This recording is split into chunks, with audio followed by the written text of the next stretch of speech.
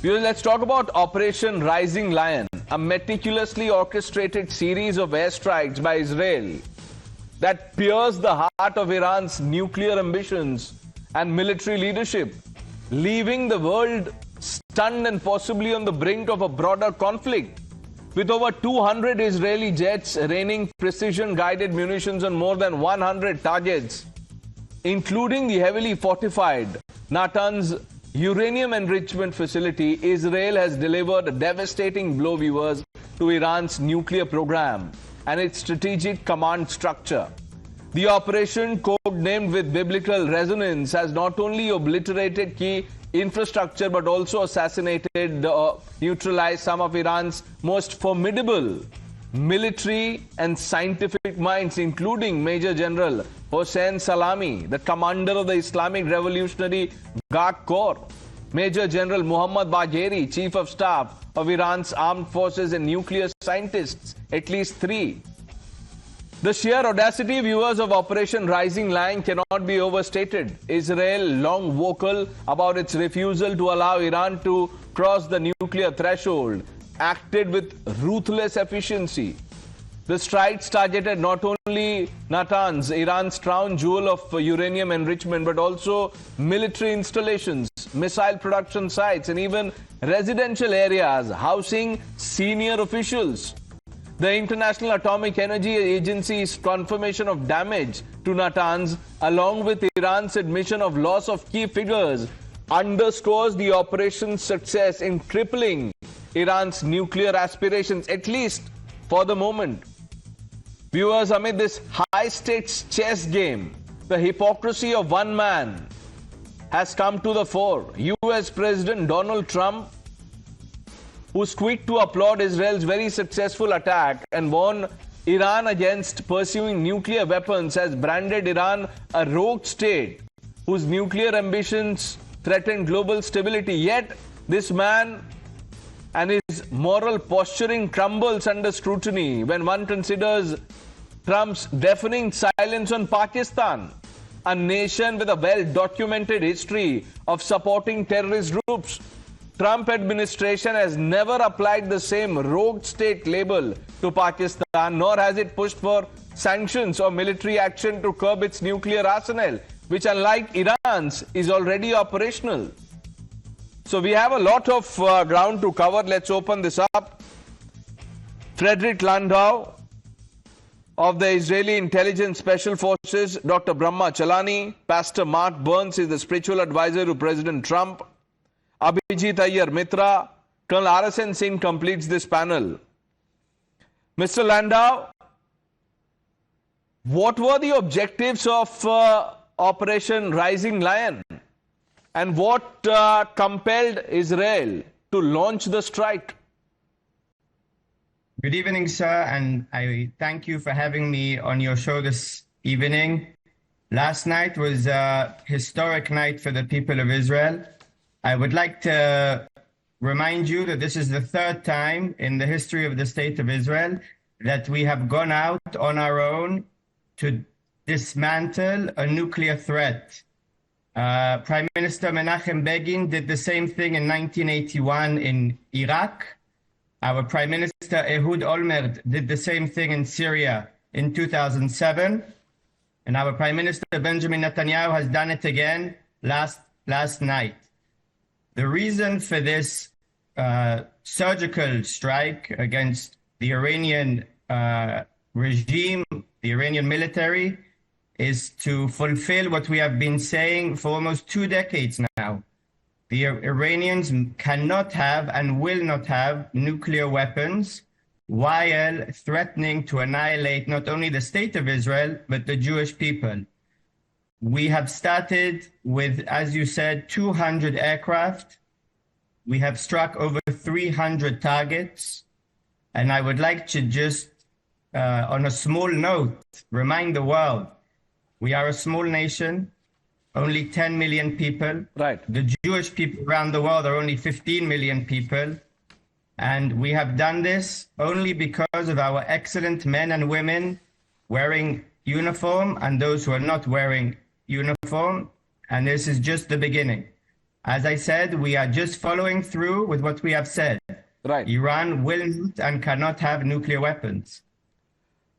Pastor Burns, I want to ask you about Donald Trump. Here's an individual who says Iran is a rogue state. But he does not apply the same principle to a certified rogue state, which is Pakistan, where Osama bin Laden was found. Well, first of all, concerning my prayers and sympathy for the Air India plane that went down, the 200 plus lives that were lost. And so we've been praying for that tragedy that took place. I was, as you know, just in India and flew on Air India myself. And so I am praying for those families that still remain. Concerning Iran and Israel, President Trump respects Israel's right to defend herself. It is their right to do and take measures in defense of themselves. However, the president is not committing American troops on the ground. The president feels that Israel took actions, and yes, the prime minister did inform the president, but he made it very clear that our top priority is protection of American troops and American interests.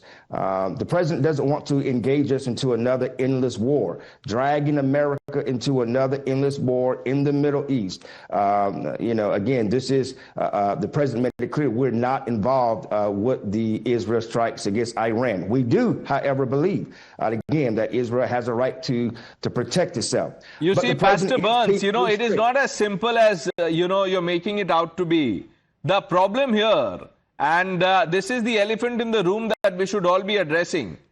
Donald Trump and his call for peace lies in tatters, courtesy Prime Minister Netanyahu. He's, shown the world that Trump can say whatever he wants. But, I want to ask you specifically about Trump's hypocrisy. As far as Pakistan is concerned, you are rolling out the red carpet for General Asim Munir, the Pakistani army chief, the man who harbors terrorists. I mean, just imagine, think about it, Pastor Burns. You are a reasonable person yourself. If a country was sheltering the man that US was hunting for years, Osama, and you still don't call Pakistan rogue, what should the world think of Trump? Well, it is clear that the president stands by peace through strength. I mean, the Trump administration took all necessary steps to protect American forces. Our enemy knows not to test us. In regards to Osama, you just stated, we took him out. There is no enemy to the United States of America that cannot be found. No, that's okay. You took him out, but where was Osama hiding? Pastor Burns, answer that question. Where was Osama found? The president is restoring U.S. power. Under the Trump administration, adversaries know that there's a red line and not to cross. Again, Pastor Burns, this is about America. This is about America. This is not about America. This is only about Trump's INC, so that, his shop runs. No, 1 minute. Pastor Burns, 1 minute. Answer the question, where was Osama found? In Pakistan, there is no dispute about that. What does that make Pakistan? A rogue nation? Yes or no? Simple question.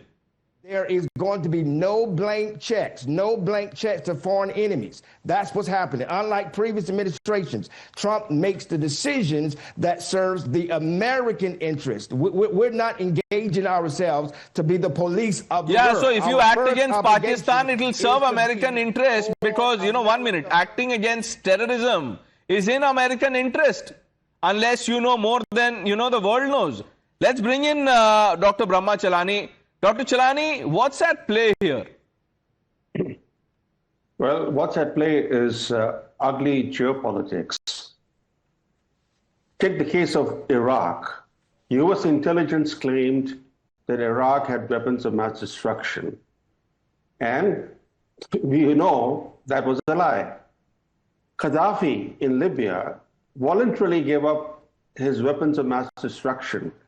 And the result was NATO intervened, overthrew Gaddafi, murdered him, and turned the once stable, prospering Libya into a failed state. Even today, Libya has not recovered. It remains a failed state. You were asking about Trump not calling out Pakistan. The fact is that, as the New York Times has documented, the US played an important role in Pakistan's covert acquisition of nuclear weapons. Both the US and China aided Pakistan's nuclear weapons program, and both the US and China today are shielding Pakistan's export of terrorism. In other words, they are protecting Pakistan despite the fact that it engages in nuclear blackmail so that it can continue to export terrorism. So this is all ugly geopolitics. And now Trump says, he said today, for example, categorically, he said Iran cannot have a nuclear bomb.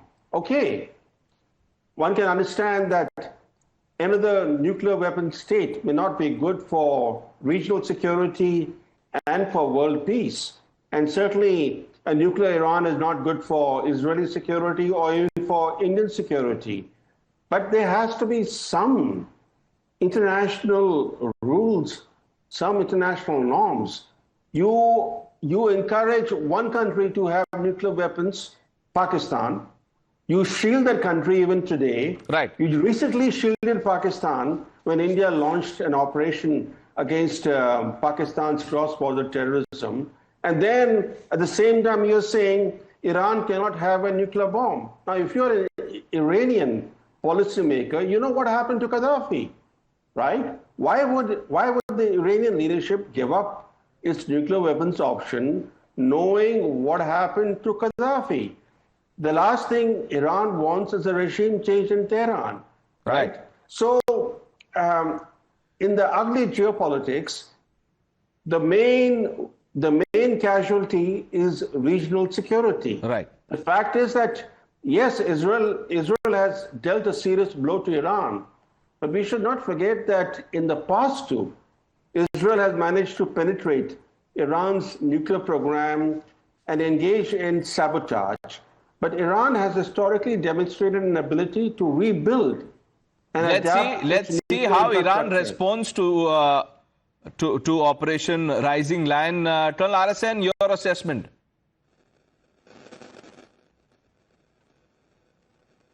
No, let me give you another geopolitical take on the whole issue. You are absolutely right that Trump has been very ambivalent when it comes to Pakistan's nuclear capability, or you can also say that he's hypocritical. And I also, I fail to understand that how Iran's nuclear capability is more dangerous than Pakistan's nuclear capability. But having said that, and now many people will violently disagree with me.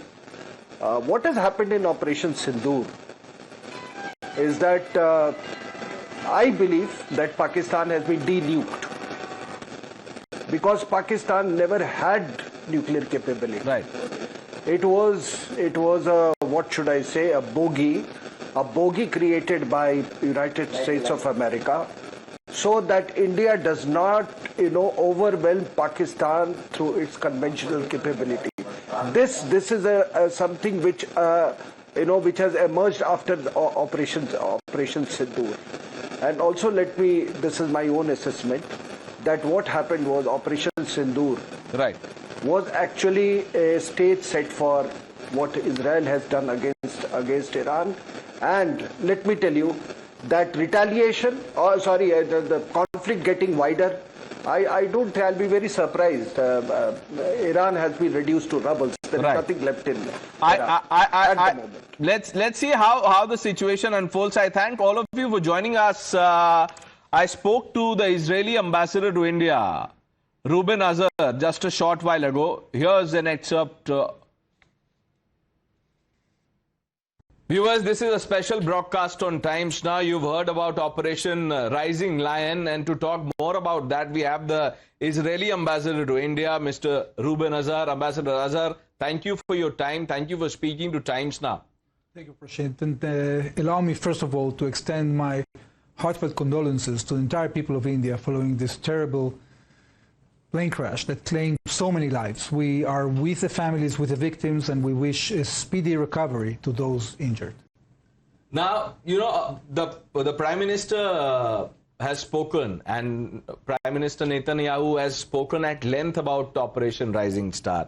I have his statement, and I'm sure, you know, you've been asked this question multiple times, but I want to ask you something else. My first question, Ambassador Azhar, is did you achieve the objectives of Operation Rising Lion? Well, this is an ongoing operation. This is an effort that we have decided to take as a result of an imminent threat of an attempt by the Iranian regime to assemble a nuclear weapon. And we are determined to continue this operation until we achieve our goals, which mean neutralizing this threat and impeding from Iran from acquiring a nuclear weapon. What was that point or, you know, that provocation that led to this operation, strike on Iran? Well, the Iranians, as always, have been exploiting nuclear talks to advance their military nuclear program. So not only that they were non-compliant with the safeguards agreement at the NPT, like the IAEA has declared, but in addition to that, they were having a clandestine group that was actually working to assemble a nuclear device. Now, Israel has hit deep inside Iran. And when I say that, there are, you know, reports on social media, chatter otherwise, that says that high-value targets have been taken out. We have some of the names. Top military people of the Iranian regime are dead. Can you confirm what are these high-value targets we're talking about?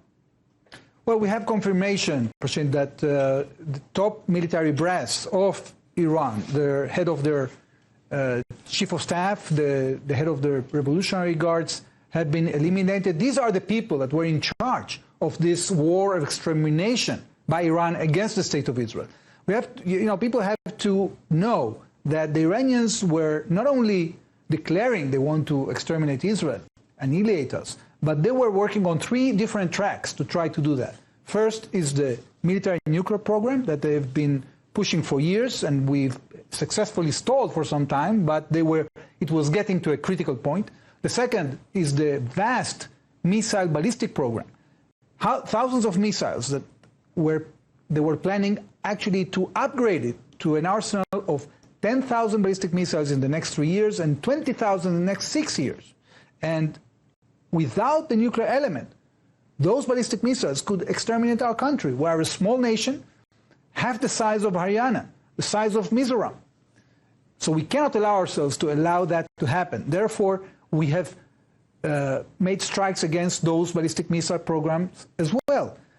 And the third aspect of their plan to exterminate us was this proxy war, this ring of fire they've created around Israel, that included Hezbollah and other militias they supported in Syria, Iraq, Yemen, Gaza, of course, and other places.